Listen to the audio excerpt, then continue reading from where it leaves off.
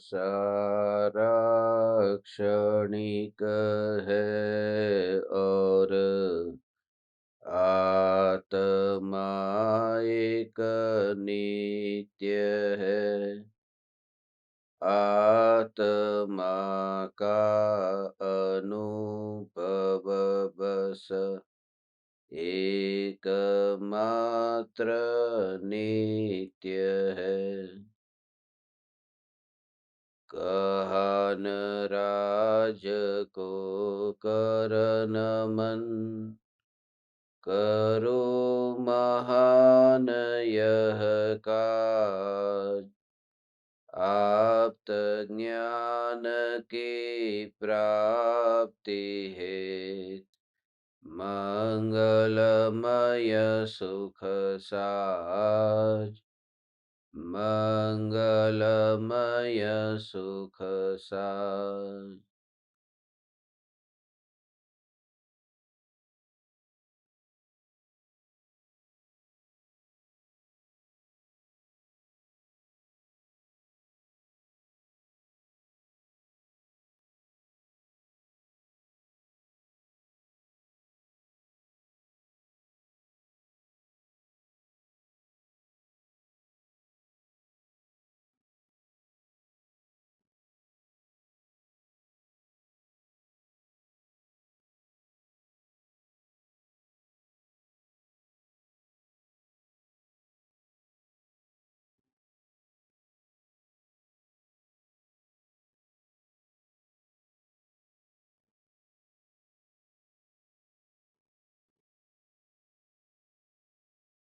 चैतन्य स्वभावी भगवान आत्मा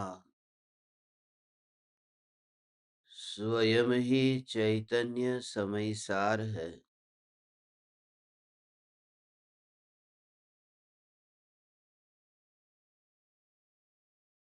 मैं त्रिकाल ध्रुव चैतन्य समयसार हूँ, जिसके आश्रय से आत्मा में अनंत शक्तियाँ पर्याय में उछलती है। जिस तत्व के आश्रय से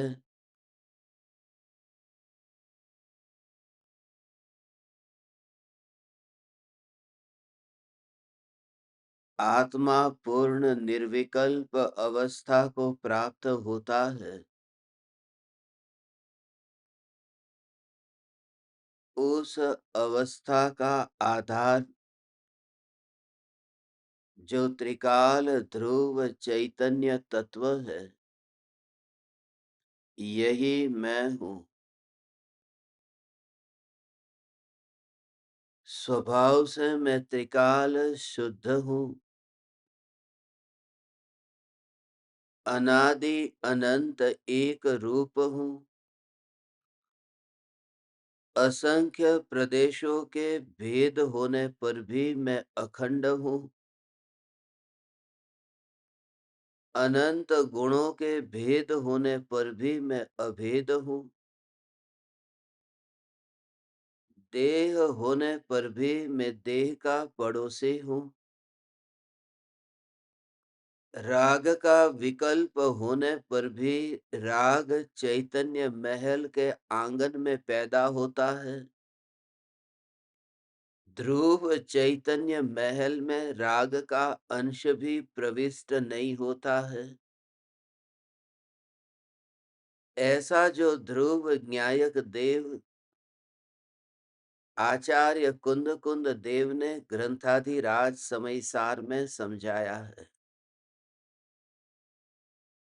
भगवान आत्मा के जितने भी गुणगान गाए जा सकते हैं,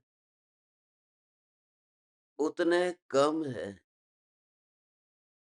क्योंकि अंततः भगवान आत्मा वाणी के द्वारा व्यक्त नहीं हो सकता है।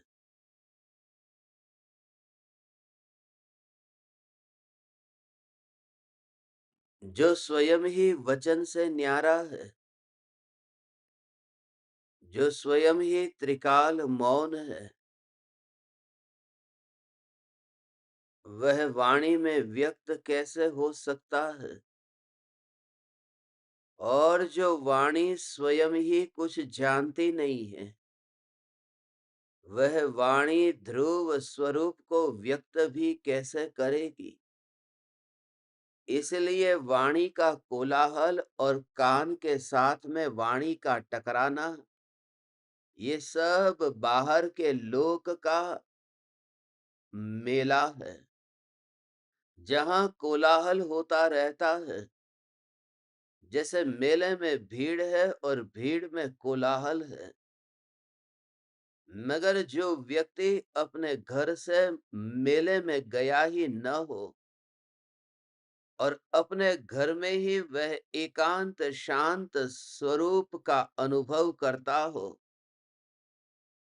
जहाँ मात्र सन्नाटा हो और कुछ भी नहीं, ऐसे ही निर्विकल्प अनुभूति है।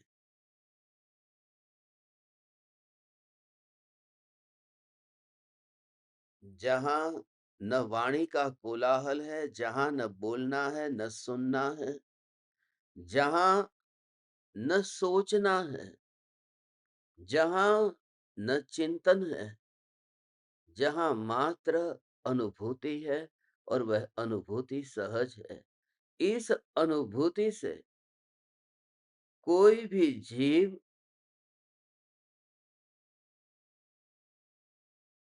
अनजान नहीं है। यह अनुभूति सभी को हो रही है।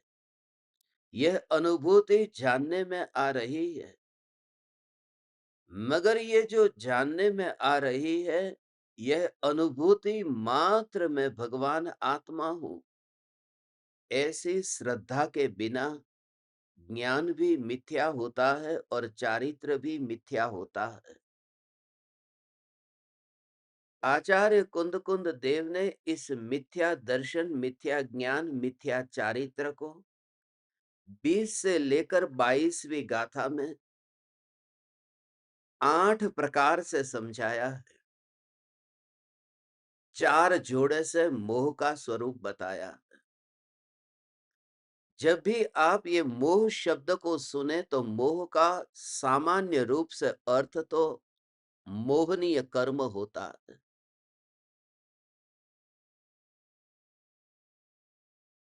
मगर जब 3 शब्द का उपयोग किया गया हो, मोह, राग और द्वेष, तो मोह का अर्थ सिर्फ दर्शन मोह है, मोहनीय कर्म नहीं है।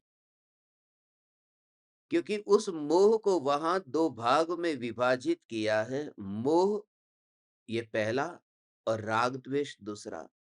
राग द्वेष जो चारित्र गुण का विपरीत परिणमन है, उसे पीछे अलग से लिया। इसलिए मोह कहते ही मात्र दर्शन मोह, मिथ्यात्व।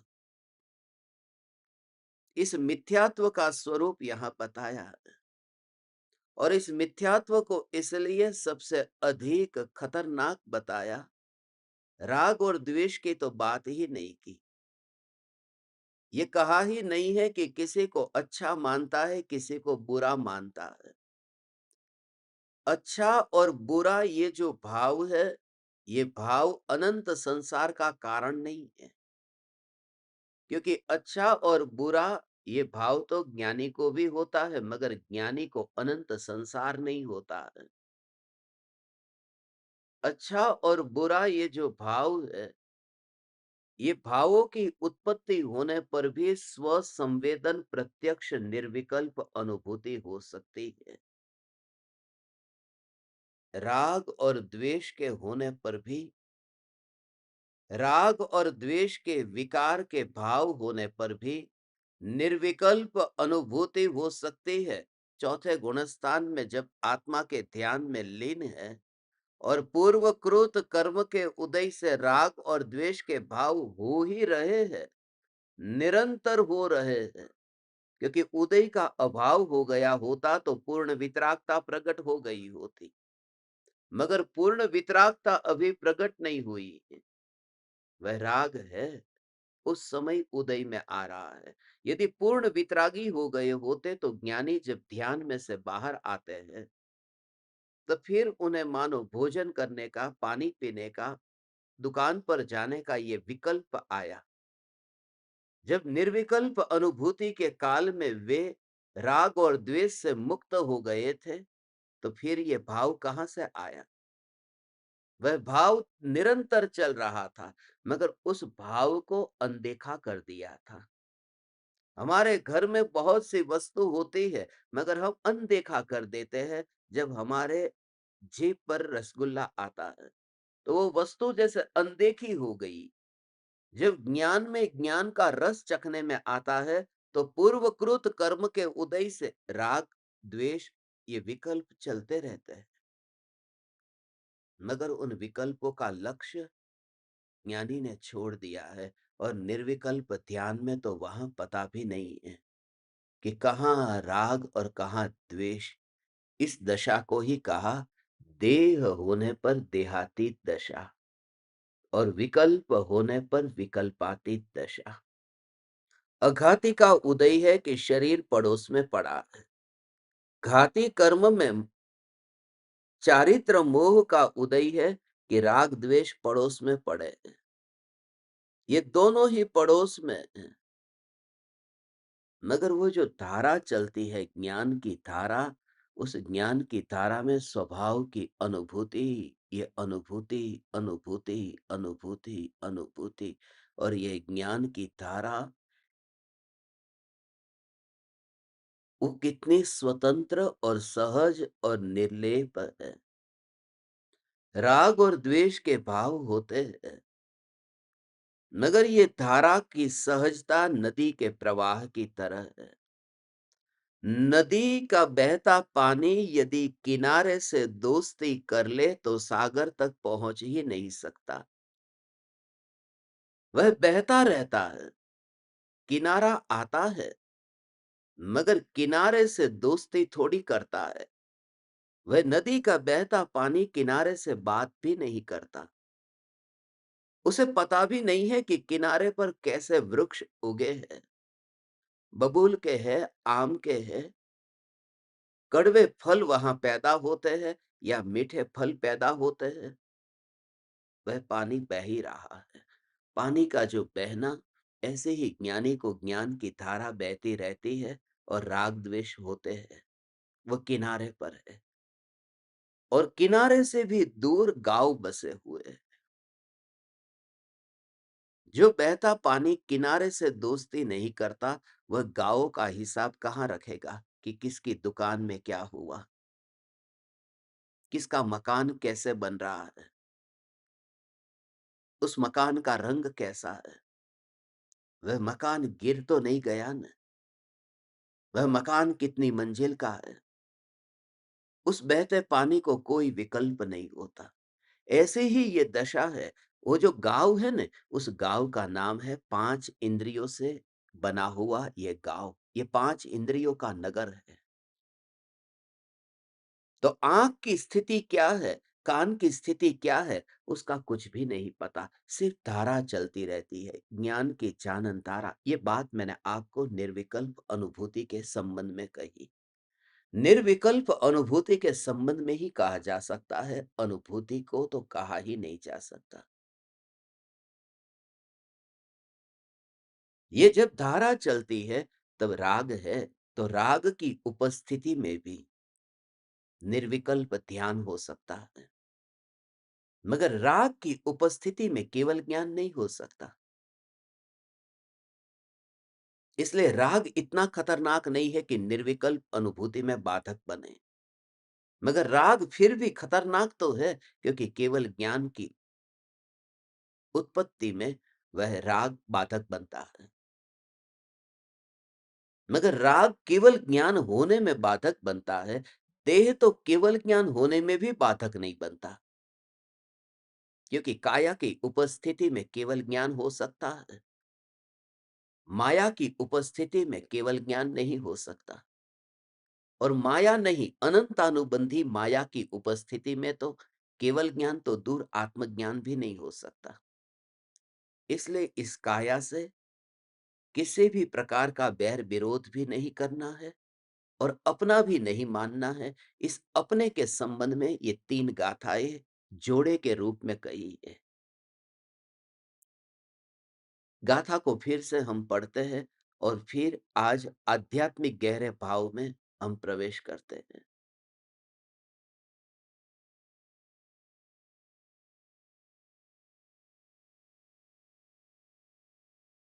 ये 3 गाथाएँ हैं। कल इन गाथाओं को हमने पढ़ा था। आज इसके अर्थ को हम पढ़ कर के आगे जाते हैं। ये जो 3 प्रकार से भेद किए थे, जो पुरुष, ये पुरुष का अर्थ कोई पुरुष की बात नहीं है, जिसका शरीर पुरुष का है, उसकी बात नहीं है। जो पुरुष, पुरुष का अर्थ है आत्मा। क्योंकि देह पूर है, नगर है। पूर से ही पुरुष शब्द बना है। पूर को नगर कहते हैं। कानपुर, नागपुर, ये पूर माने नगर। और पूर में जो वास करता है, उसे पुरुष कहते हैं। इसलिए पुरुष, जो पुरुष अर्थात जो आत्मा अपने से भिन्न परद्रव्यों में, उन परद्रव्यों में सचित्त स्त्री पुत्रादिक में, अचित्त धन धान्यादिक में, मिश्र ग्राम नगरादिक में ऐसा विकल्प करता है, मानता है कि मैं ये हूं, ये सब द्रव्य मैं हूं, मैं इनका हूं, ये मेरे हैं, ये मेरे पहले थे, इनका मैं पहले था, तथा ये सब भविष्य में मेरे होंगे, मैं भी भविष्य में इनका होऊंगा। वह व्यक्ति मूढ़ है, अज्ञानी है। किंतु जो पुरुष वस्तु का वास्तविक स्वरूप जानता हुआ ऐसे झूठे विकल्प नहीं करता है, वह ज्ञानी है।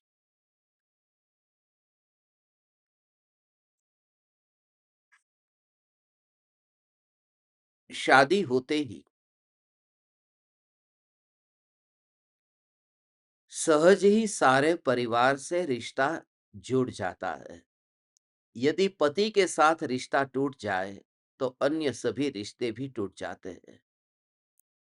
जिस व्यक्ति को अपने शरीर में अपनापन होता है, उस व्यक्ति को शरीर से संबंधित सभी संयोगों के साथ सहज ही अपनापन होता है। जैसे माता-पिता, बाल-बच्चे, धन, भोजन, गाँव, नगर आदि। यदि शरीर में से अपनापन टूट जाए, तो अन्य सभी से अपनापन टूट जाता है। वास्तव में सभी रिश्ते शरीर से अलग है और किसी भी प्रकार से उससे जुड़े हुए नहीं हैं।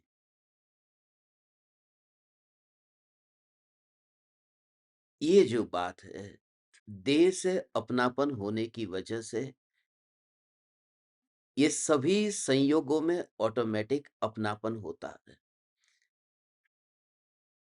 एक में अपनापन है और सब में अपनापन होता है। यदि कोई थक जाता है अपने पति से, तो एक-एक ससुर को, सास को, उन सबको छोड़ने की ज़रूरत नहीं है कि तलाक हो गया कि सब रिश्ते टूट जाते हैं। मगर एक बात खास ध्यान में रहे, देह का मोह भगवान छूटते ही सारे परिवारजनों से मोह छूट जाता है। मगर देह का मोह देह के मोह को छोड़ने से तो छूटता ही नहीं है। जब देह में ज्ञान गया नहीं और ज्ञान ज्ञान में ही अनुभव में आता हुआ, तो जैसे ही ज्ञान अनुभव में आया ऐसी दृष्टि गई, यही मैं, तो देह तो वही रहता है। सांसों की क्रिया में कोई फर्क नहीं पड़ता। भगवान निर्विकल्प अनुभूति से पहले अज्ञानी मिथ्या दृष्टि बैठा है, एक जगह बैठा है, कुर्सी पर बैठा है, जमीन पर बैठा है, पालथी लगा करके बैठा है, और उस व्यक्ति की तस्वीर को खींचो और सम्यक दर्शन होने के बाद में, उस अनुभूति के बाद में उस व्यक्ति की तस्वीर को खींचो, कोई भेद नहीं दिखता है। तस्वीर में कोई फर्क नहीं पड़ेगा। इसका अर्थ जो अनुभूति भीतर की इतनी अलौकिक घटना है कि जहां देह के परमाणु में कहीं पर भी परिवर्तन नहीं दिखाई दिया और ऐसा का ऐसा रह करके वह उस त्रिकाल सत्ता में अपनापन स्थापित कर देता है। यही मैं। एक एक वस्तु में से मोह छोड़ने जाओगे तो कैसे छूटेगा? शरीर को अपना मानना छोड़ दिया। अब इस भव का जो बेटा है उस बेटे को अपना मानना छोड़ो तुम। ये बेटा मेरा नहीं है, इसलिए क्योंकि वो मेरी बात मानता नहीं है। सत्य यही है, बेटा मेरा इसलिए है क्योंकि मेरी बात मानता है। बेटे को परदेश भेजा पढ़ने के लिए। बेटा परदेश से अब वापिस आ रहा है, 5 साल पढ़ाई करके वापिस आ रहा है। बेटे का फोन आया, पिताजी मैं आ रहा हूं। तो इतना खुश हो रहा है, मेरा बेटा आ रहा है, मेरा बेटा आ रहा है। सारे गांव में खबर भेज दी। मगर विमान जब आया, मेरे बेटे का विमान आया। ये मेरे बेटे का विमान। बेटा विमान में बैठा है, एक टिकट का पैसा दिया है, मगर मेरे बेटे का विमान आ गया। अब बेटा बाहर आया, परदेसी कोई गोरी लड़की का हाथ पकड़ करके लाया, शादी करके आया। इतना गुस्सा आया, ये बेटा मेरा नहीं। क्योंकि उसे मैंने कितना कहा था, बहुत समझाया था कि तू ऐसा काम मत करना, समाज में बदनामी हो, ऐसा काम मत करना। मगर ये बेटे ने क्या किया? अब ये बेटा मेरा नहीं। मैं उस बेटे से अपना रिश्ता तोड़ देता हूं। ये रिश्ता क्यों तोड़ा है? रिश्ता तोड़ने का कारण ये है क्योंकि बेटे ने बाप की बात को माना नहीं। ये बेटा मानता नहीं है। जो मेरा मानता है वह मेरा है, जो मेरा मानता नहीं है वह मेरा नहीं है। ये जो मोह का भाव है, वो मोह का भाव इससे ही तैयार होता है। कर्तृत्व का भाव भीतर में छुपा हुआ है। जो मेरा माने वह मेरा, मेरा न माने वह मेरा नहीं। और आचार्य कुंतकुंत देव ने इसीलिए तो ये अधिकार लिखा है, कर्ता कर्म अधिकार। कोई मेरा माने या न माने, वस्तु का परिणमन उसकी योग्यता से होता है। और इस जगत में मेरा कोई नहीं है। और मुझे मनवाना क्यों है? क्योंकि मनवाने वाले से मैंने नाता नहीं रखा है। तू मेरी बात को मान। मेरी बात को मान माने, आज तुझे मुंबई जाना है, आज तुझे मुंबई जाना है, तू मुंबई जा। मगर ये मुंबई जा ये विकल्प है। और मेरा विकल्प मैं तुमसे मनवाऊं कि तू ये काम कर। ये विकल्प तुमसे मनवाना चाहता है। और जो विकल्प तुमसे मनवाना चाहता है कि ये काम तू कर, उस विकल्प से नाता दिखता नहीं है। क्योंकि सत्ता ज्ञानमयी अनुभव में आती है, इसलिए उन विकल्पों को इतना अनदेखा कर दिया। पैदा होता है, मर जाता है, पता ही नहीं चलता। कितने कांटे आंगन में पैदा हो गए और खत्म हो गए और पता ही नहीं चला। उसका ध्यान नहीं जाता। तुम घर में सोते हो और रास्ते से कितनी गाड़ी निकल जाती है, रात को कोई हिसाब भी नहीं रहता। सड़क पर कितनी गाड़ी निकल गई, आना जाना हुआ और तुम्हें पता तक नहीं चलता। वही ज्ञानी की दशा है। ज्ञान स्वरूप में इतने मस्त है भगवान। ज्ञान ज्ञान ज्ञान ज्ञान कि विकल्प का हिसाब नहीं रखते। मगर उसका तुम्हें अनुभव होना चाहिए। अनुभव हो तो तुम्हारा ये बोलना भी सार्थक है, वरना वाचा ज्ञान है। यदि तुम्हारी उस अनुभूति के साथ में इतनी तन्मयता हो, तुम उस गहराई में यदि चले गए हो, तो तुम्हारा होठ का हिलना गाड़ियों का चलना जैसा हो जाएगा। गाड़ी का पहिया जैसे घूमता है, बस तुम्हारा हाथ भी जब ऐसे ही घूम रहा है। मगर ज्ञान अंतर से बाहर आता नहीं है। क्योंकि ज्ञान का निवास ज्ञान के बाहर होता नहीं। आचार्य कुंद देव यहाँ मोह को त्यागने की कला कहते हैं। किस कारण से मोह हुआ है, पहले ये तो समझ लें। मोह का भाव समझ, फिर मोह को छूटने में देर नहीं लगेगी।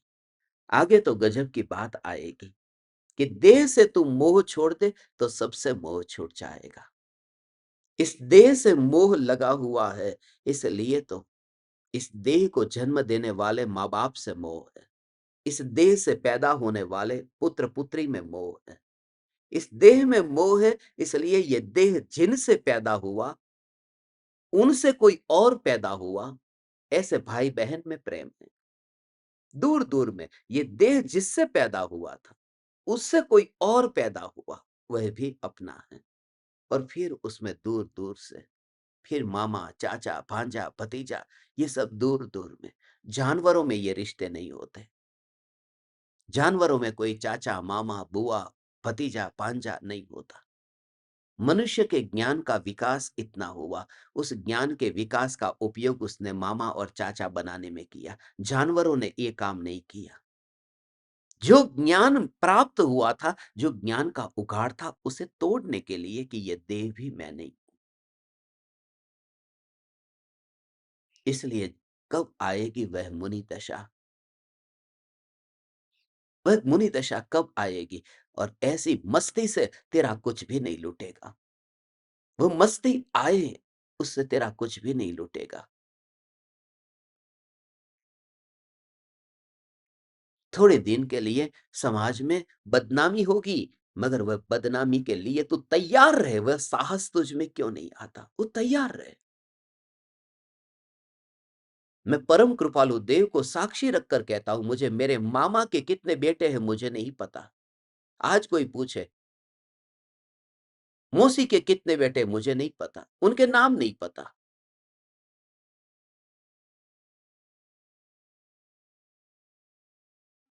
जरूरत नहीं है।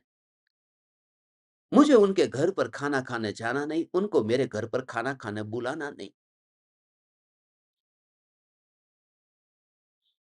और कोई दुनिया नहीं लुट जाती। मैं ये नहीं कहता तुमसे कि तुम भूल जाओ। मैं तुमसे ये कहता हूं कि तुम जो दिमाग में ये भूसा भर के बैठे हो कि समाज में रहते हैं तो समाज का हिसाब रखना पड़ेगा, ये भ्रम है।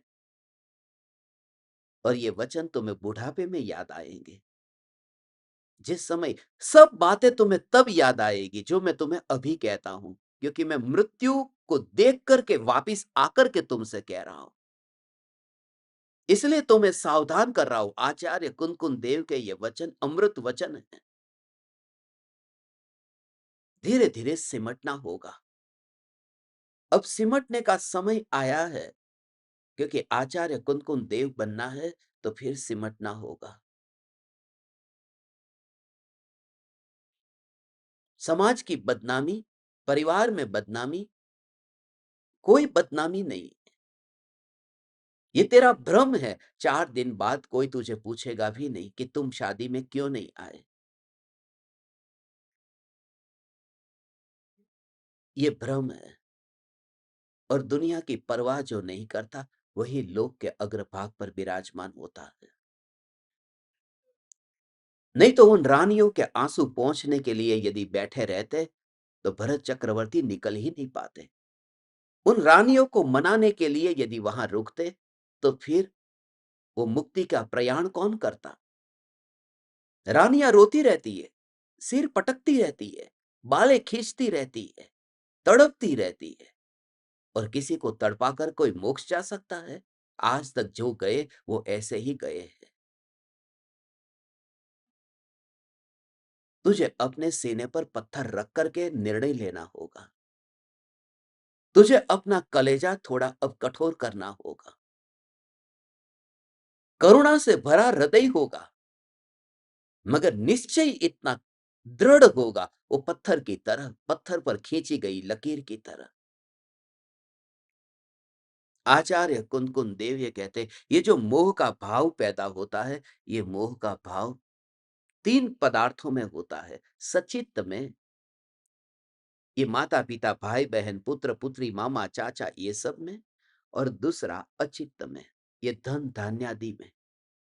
उसमें भी कभी गहराई से विचार किया कि ये जो मोह का भाव है, वह मोह का भाव कैसा है? ये मोह का भाव कैसा? सचित्त से अचित्त में, अचित्त से सचित्त में।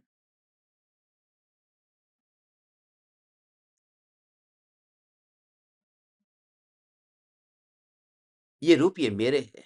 ये मेरे क्यों है? क्योंकि मैं इनका बेटा हूं। उनके रुपये थे। एक बाप के पास में 1 करोड़ रुपए तो 50 लाख एक के, 50 लाख दूसरे के। ये 50 लाख तेरे कैसे हो गए? मैं इनका बेटा हूं, आधा मेरा। बाप के मरने के बाद में आधी संपत्ति मेरी। वो रुपये तो तिजोरी में पड़े, देखे भी नहीं है। मगर बाप मेरा है, तो बाप की संपत्ति भी मेरी है।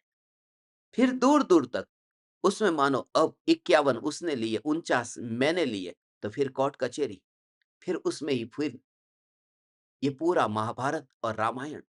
रामायण, महाभारत ये चेतन और अचेतन की वजह से ही तो पैदा हुए। रामायण जो खड़ी हुई थी, वो चेतन के कारण, और महाभारत जो खड़ा हुआ, वो अचेतन के कारण। रामायण खड़ी हुई थी वो इस वजह से, ये कि राम को भी सीता चाहिए थी, रावण को भी सीता चाहिए थी, वो चेतन। और महाभारत खड़ा हुआ अचेतन के कारण, कौरवों को भी जमीन चाहिए थी और पांडवों को भी जमीन चाहिए थी। इसलिए ये दोनों प्रकार के योग कहे, चेतन और अचेतन। इन दोनों में ये मोह पैदा कैसे हुआ है? बाजार में जब तुम जाते हो, अभी तुमने वस्तु को खरीदा नहीं है, देखते ही उस पर मोहित कैसे होते हो? अंजना के प्रति जो मोह था पवनंजय का, वह तो चारित्र मोह था। अंजना को अपना नहीं माना था, अंजना को अच्छा माना था, अंजना को सुंदर माना था। मगर तुम जब जाते हो दुकान पर, तब दुकान पर जाकर के तुम जब माल खरीदते हो, तब क्या करते हो? कभी विचार किया? हम दुकान पर जाकर के वस्तु को खरीदते ही नहीं है। वस्तु तो वहीं पड़ी रहती है। सिर्फ मोह करके आते हैं। मोह करके भी नहीं आते, मोह को बदल करके आते हैं। 5,000 रुपए की साड़ी खरीदने गए, तो दुकानदार को 5,000 रुपए दे दिए और साड़ी ले आए। अब वो 5,000 रुपए दुकानदार अपनी ऊपर की जेब में रखेगा या फिर उस पेटी में रखेगा, कोई फर्क नहीं पड़ता। उसे फाड़ देगा, उसे क्या करेगा, कोई नहीं। अब वो मेरे नहीं है। मगर इस साड़ी को कोई हाथ नहीं लगा सकता, ये मेरी है। थोड़ी देर पहले उस साड़ी का कोई विकल्प नहीं था। तो वापिस आए तब क्या हुआ? और गए थे तब क्या था? गए थे तब 5,000 में मोह था, आए तब साड़ी में मोह है। हम एक वस्तु का मोह छोड़ने और दूसरी वस्तु का मोह पकड़ने के लिए दुकान जाते हैं। वास्तव में मोह को एक्सचेंज करने जाते हैं। ये एक्सचेंज है, एक के बदले में दूसरा। खाली दुकान पर जिसको हम शॉपिंग कहते हैं, वो मोह का रूपांतरण है।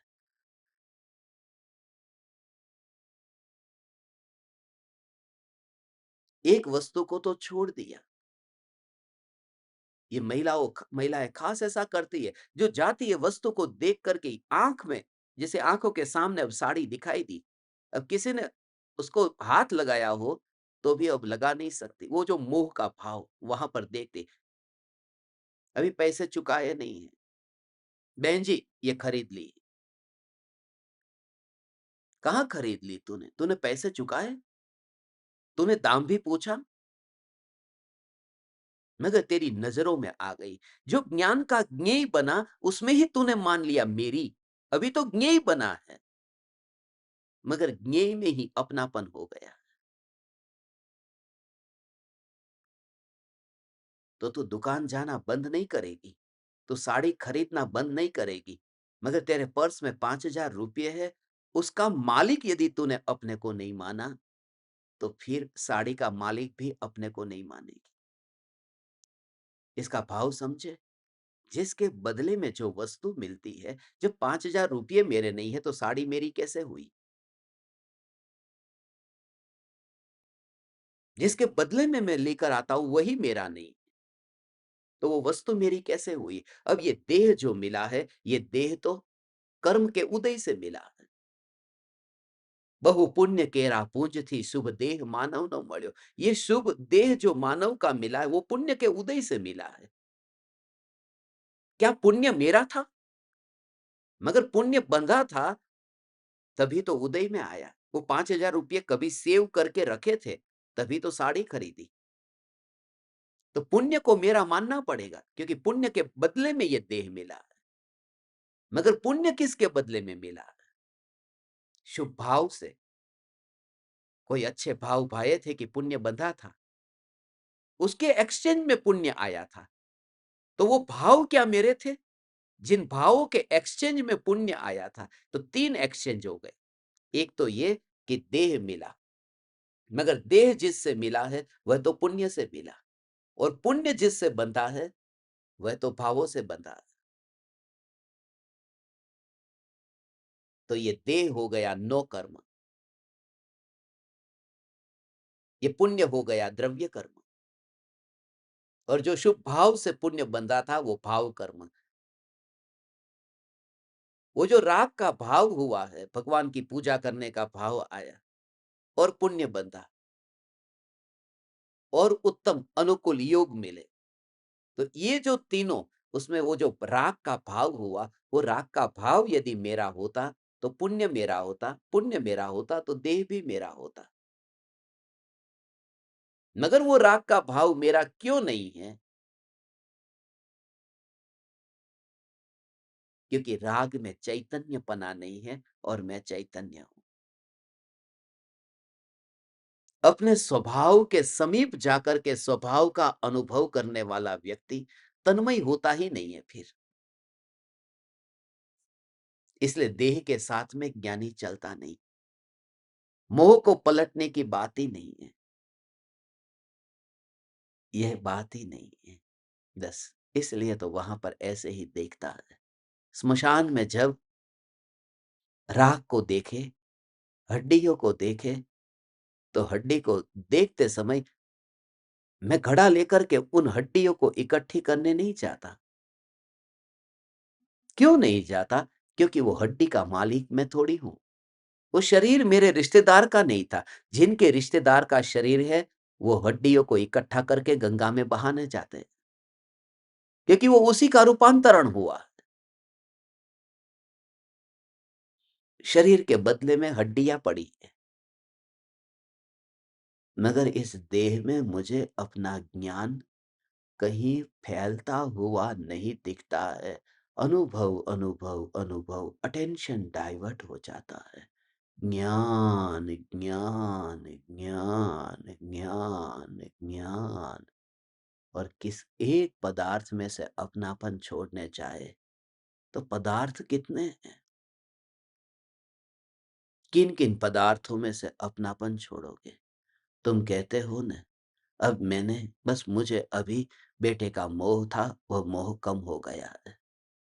अरे वो मोह किसी और में ट्रांसफर हो गया है।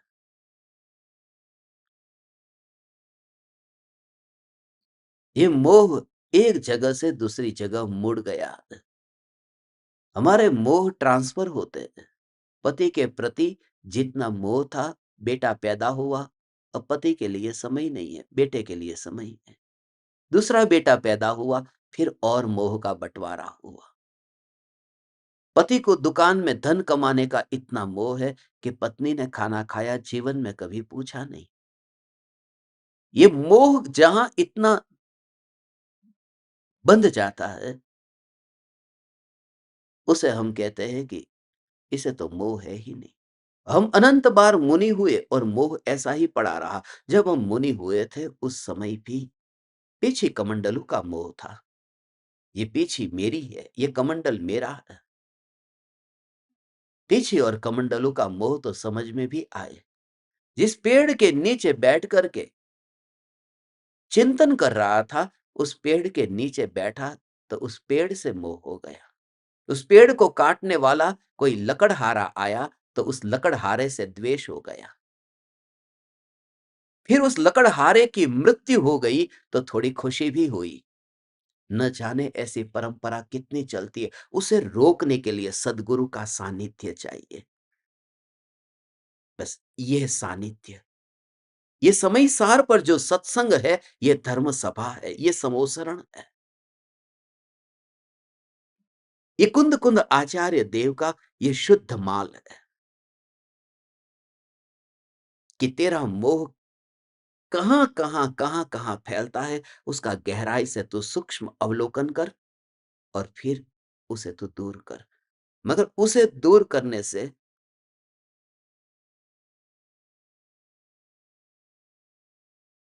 इतनी सहज निराकुल शांति प्रकट होगी, उस शांति में तू मोहित मत हो जाना, उसे भी तू सहज रूप से जानना। एक-एक वस्तु को तू यहाँ छोड़ना चाहता है। मुझे बेटे का मोह न हो, मुझे माँ-बाप का मोह न हो, मुझे गाड़ी, मोटर, बंगला का मोह न हो।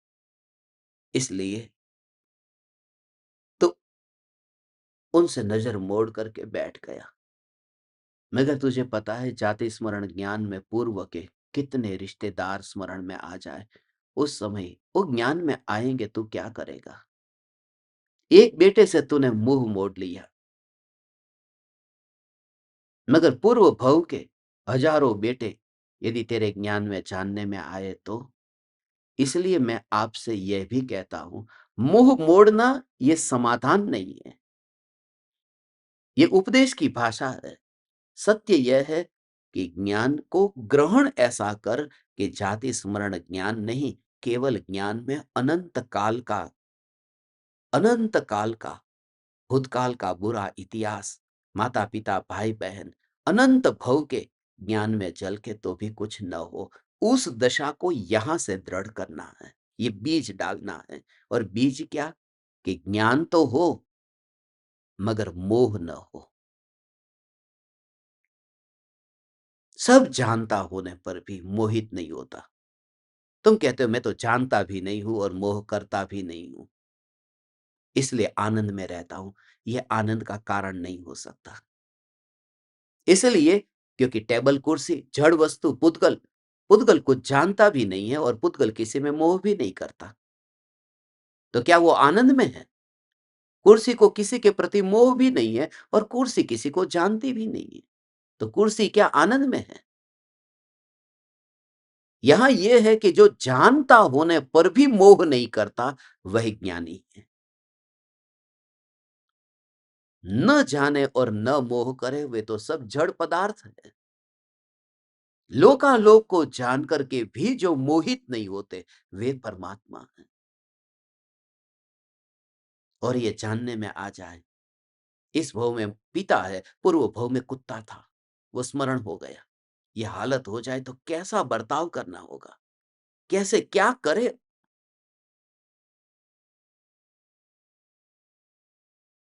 उस समय जो द्विधा होगी, जो सीता को हो रही है। सीता तो स्वर्ग में देव है और रावण तो नारकी है। अब सीता नरक में जाकर के नारकी की तरह उसके साथ में बर्ताव करे या रावण की तरह बर्ताव करे? पूर्व भव का जाति स्मरण ज्ञान सीता को हुआ, अभी जा रही है। राग के भाव से बोध देने का भाव आता है। वो पूर्व भव का भाव, इस भव का नारकी, वो भी जानने में आता है। पूर्व भव का रावण, ये रावण ही यहाँ पर है, ये भी जानने में आता है।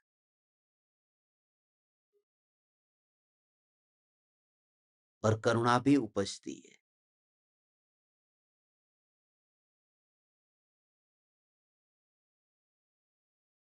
पूर्व भव का पिता के पिता के पिता के पिता का नाम भी नहीं पता। जो लोग अपने बेटे के लिए संपत्ति छोड़ करके जाते हैं, बेटे के लिए, उनके बेटे के लिए, उनके बेटे के लिए 7 पीढ़ी का इकट्ठा करके जाओ। तुम्हें अपनी 7वीं पीढ़ी का नाम पता है? ऊपर जाओ न, बाप के बाप के बाप के बाप के बाप के बाप के बाप का नाम याद है? जिसका नाम तक नहीं पता। और अब तो कलयुग आ रहा है, और कम याद रखेंगे। जो बेटे तुम्हारा नाम भी याद नहीं रखने वाला, उसका तुम विचार करते हो कि कल क्या होगा। बेटे का तो मोह है, मगर बेटे के बेटे का मोह और, क्योंकि मूल से ज्यादा ब्याज में और रस होता है। बनिया है ना? बेटे में कम रस है, बेटे के बेटे में ज्यादा रस है। मैं निर्मोही हूं, मुझे नहीं पड़ी, क्योंकि इस देह को ही स्मशान में जलता हुआ एक बार देख लिया, फिर मेरा कोई नहीं है। और निराश होकर के कोई नहीं है नहीं कहता, अपनी स्वयं की परिपूर्णता के आनंद के बल पर यह कहता हूं, मेरा कोई नहीं है।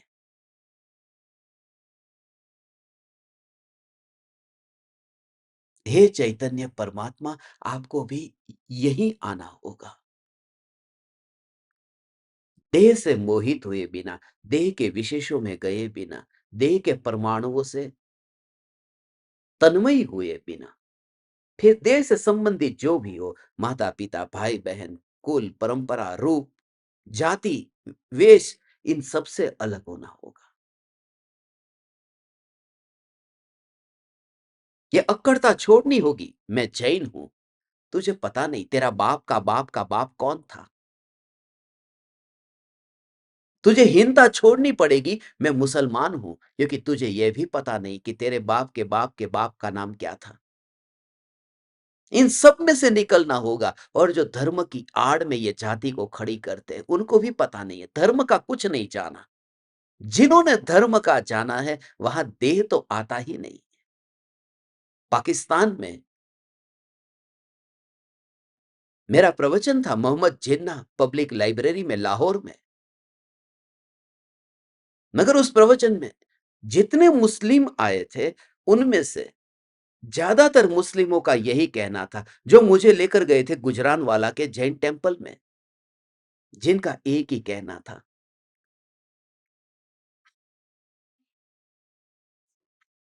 कि हमारे बाप के बाप के बाप के बाप जो थे ना, वो जैन थे। और वो जैन मंदिर में लेकर के गए, वो जैन थे।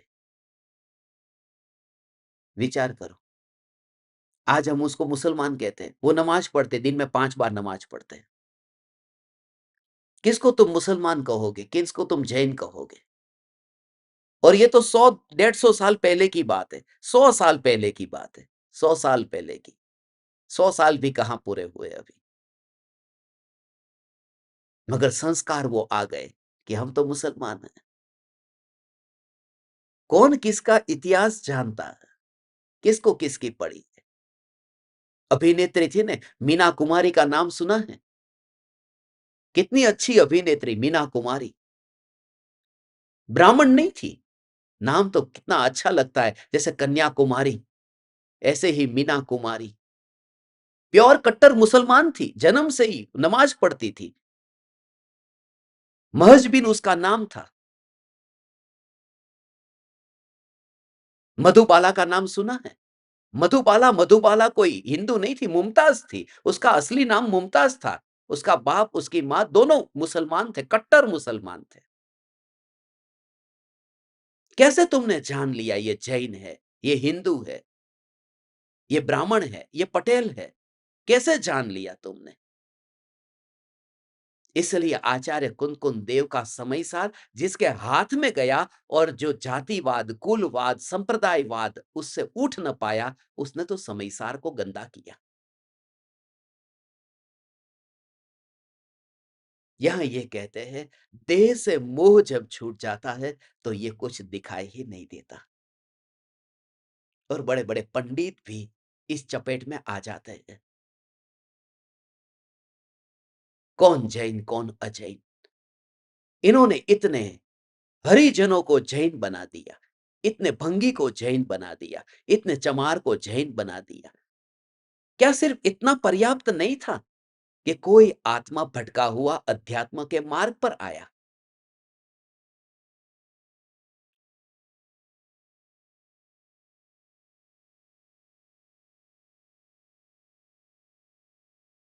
मगर उनकी भी मजबूरी मैं समझता हूं। जो चमड़े पर बैठे हो, उनको चमड़े के अलावा क्या दिखाई देगा?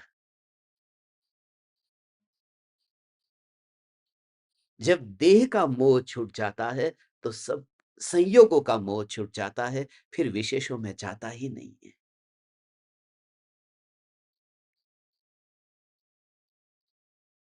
जिसका पता भी अपन को नहीं है। हमारे दादा के दादा का जो गांव था राजस्थान में, राजस्थान के जो राजा थे, उस राजा के हम राजपुरोहित थे, ब्राह्मण थे। हमारा इतिहास, वो राजा के ब्राह्मण। राजा जब कोई निर्णय नहीं ले पाता था, तो वो पुरोहित, राजपुरोहित उसको कहते हैं।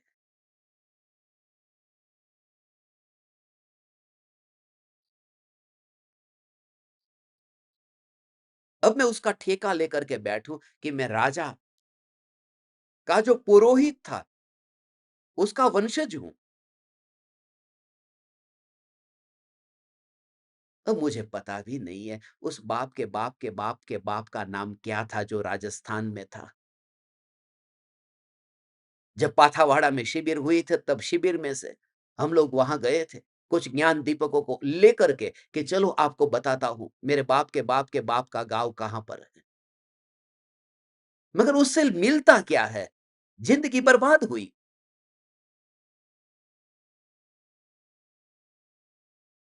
इसलिए मैं आप परमात्माओं से ये कहता हूं, जहां पर इस प्रकार की चर्चा होती हो, उन लोगों से दूर रहो, फासला बनाओ, क्योंकि संगति तुम्हें कहीं ना कहीं फंसा देगी। ऐसे व्यक्ति से दूर रहो। इसलिए कृपालु देव की संगति धन्य है। इसलिए आत्मसिद्धि शास्त्र का पाठ धन्य है। जाति वेश नो भेद नहीं, कयो मार्ग जो, ये धन्य है। इसलिए कृपालु देव, मेरी इन बातों को तुम प्रमाण इसलिए मत मानना क्योंकि मैं समयसार पढ़ रहा हूं। इसलिए विचार करके तुम निर्णय करना, क्या ये सत्य नहीं है?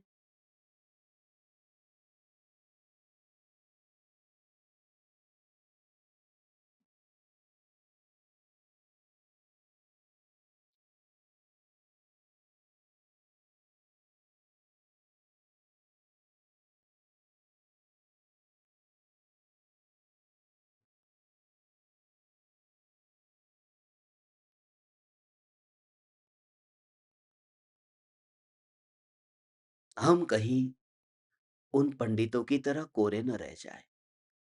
हम कहीं ऐसे ज्ञान को पाकर के भी मूढ़ न रह जाए। इसके लिए आचार्य कुंदकुंद देव ये कहते हैं, हमने जहां जहां गए वहां मोह किया, एक एक परमाणु में मोह किया।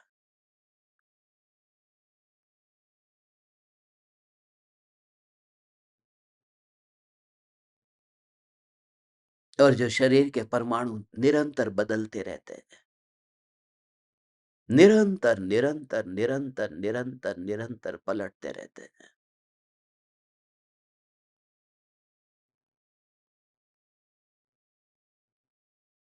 विज्ञान तो कहता है ना, 3 साल के अंदर तो परमाणु पूरे पलट जाते हैं। फिर उसमें भी नई नई खोज होती है।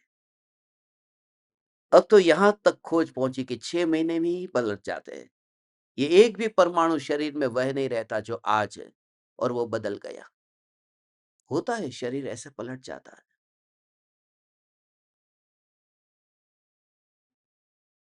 शरीर उस प्रकार का, पहले मैं उमराला में रहता था, फिर जयपुर गया। तो जयपुर में जब शुरू शुरू में गया था तो एलर्जी हो जाती थी, बहुत छींक आती थी। वहां का वेदर सूट नहीं होता। फिर थोड़े दिन वहां पर रुका, 1 साल 2 साल, फिर कुछ नहीं, सेट हो गया।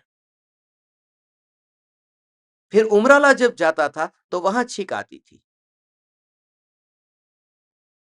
क्योंकि अब वो राजस्थान के लिए शरीर हो गया। ये शरीर के परमाणु पलटते रहते हैं।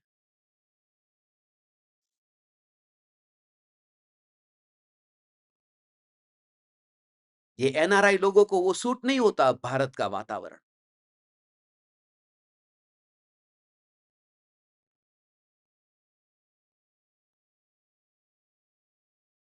तो फिर एनआरआई माने क्या मालूम है ना? ये कुछ नए लोगों को, गुजराती लोगों को, નથી રહેવું ઇન્ડિયામાં, એનઆરઆઈ। ઇન્ડિયાના થઈને ઇન્ડિયામાં નથી રહેવું ઇન્ડિયામાં, જાઓ એનઆરઆઈ।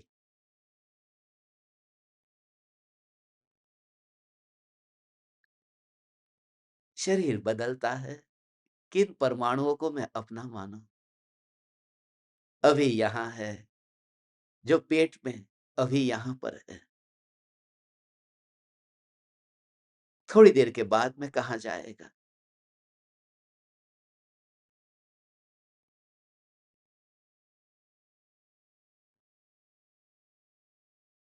मैं 81 किलो का हूँ, मेरा वज़न इतना है, मेरी हाइट इतनी है। जितना भी ये विचार चलता है, उसमें यही।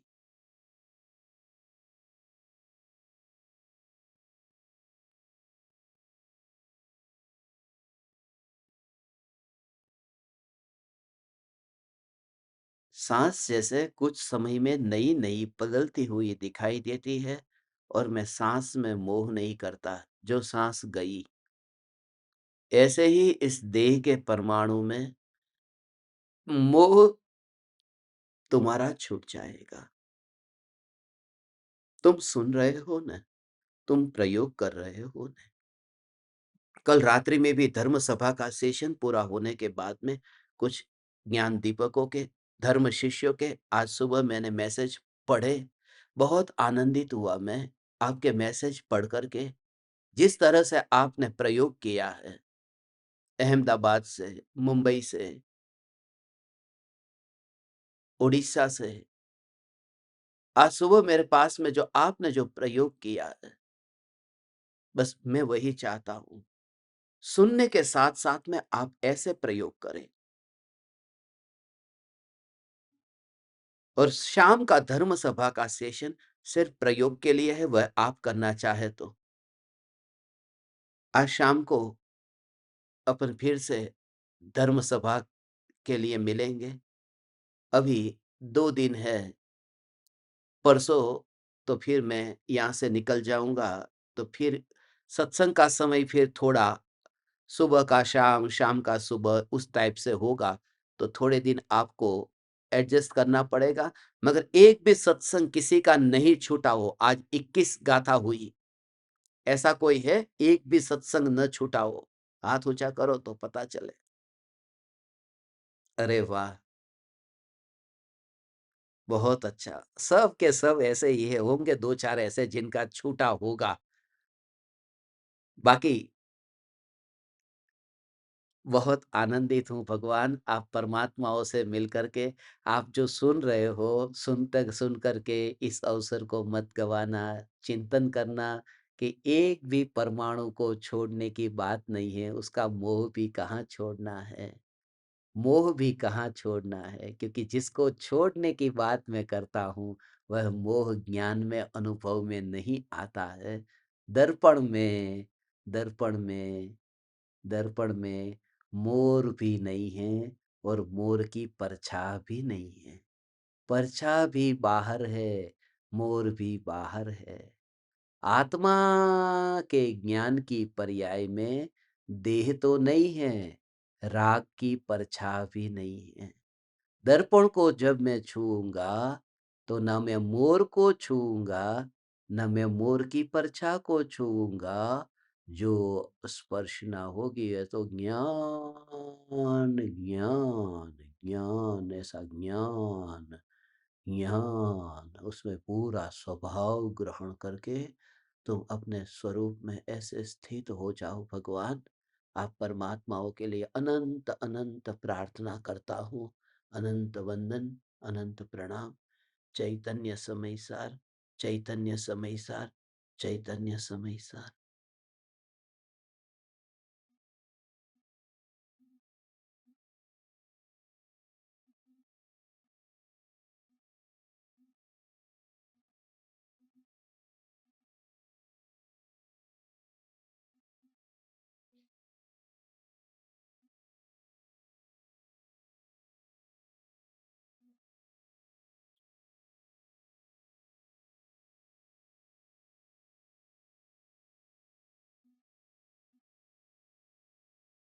अहो अहो श्री सद्गुरु करुणा सिंधु अपार, इस पामर पर प्रभु किया अहो अहो उपकार, अहो अहो उपकार। देह सहित जिनकी दशा, वरते